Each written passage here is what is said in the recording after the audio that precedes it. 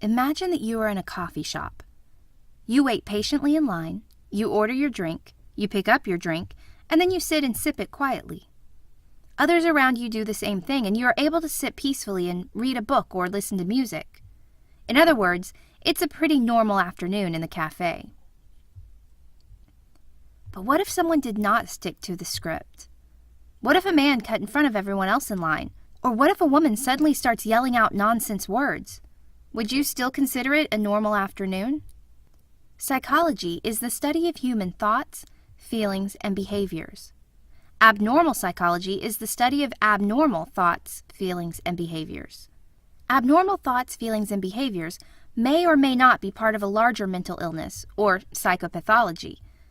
But psychologists who study abnormal psychology usually work to treat people who have some type of mental illness, even if it's just a temporary case of the blues.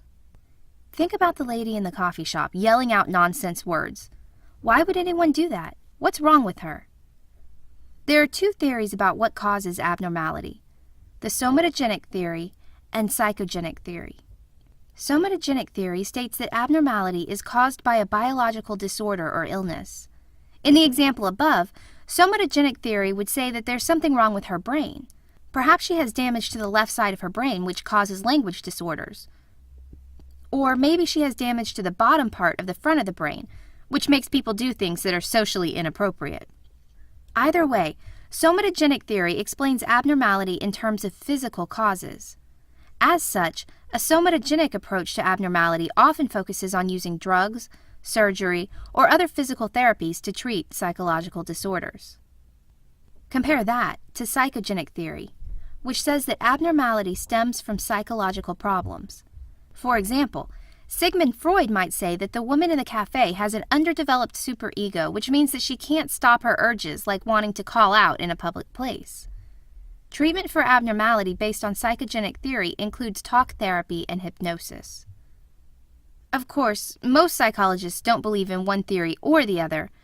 Most psychologists believe in one theory more than the other, but will admit that they both play a role in abnormality. As we said before, abnormal psychology deals with all sorts of abnormality. 3 common disorders that abnormal psychology covers are schizophrenia, antisocial personality disorder, and depression. Schizophrenia is a mental illness that makes it difficult for the sufferer to tell the difference from reality and hallucinations.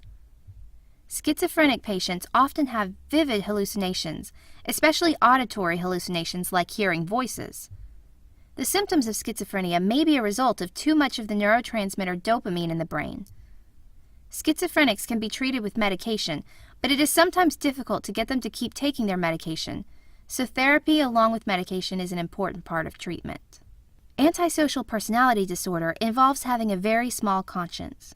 People with antisocial personality disorder often manipulate or harm others and may have a history of breaking the law. Antisocial personality disorder is very difficult to treat because patients often charm and manipulate their therapists. Depression is a general term that covers several different abnormal conditions. Most people who use the term depression refer to someone with major depressive disorder, which is characterized by long periods of low mood and a general loss of interest in the things that they normally enjoy. Treatments for depression range from drugs to therapy, though a combination of the two is most effective. Abnormal psychology studies abnormalities in thoughts, behavior, and feelings. Psychologists usually view abnormality in terms of somatogenic theory, which says that the cause of abnormality is biological, and psychogenic theory, which says that the cause of abnormality is psychological. 3 types of abnormality that are of particular interest to psychologists are schizophrenia, antisocial personality disorder, and depression.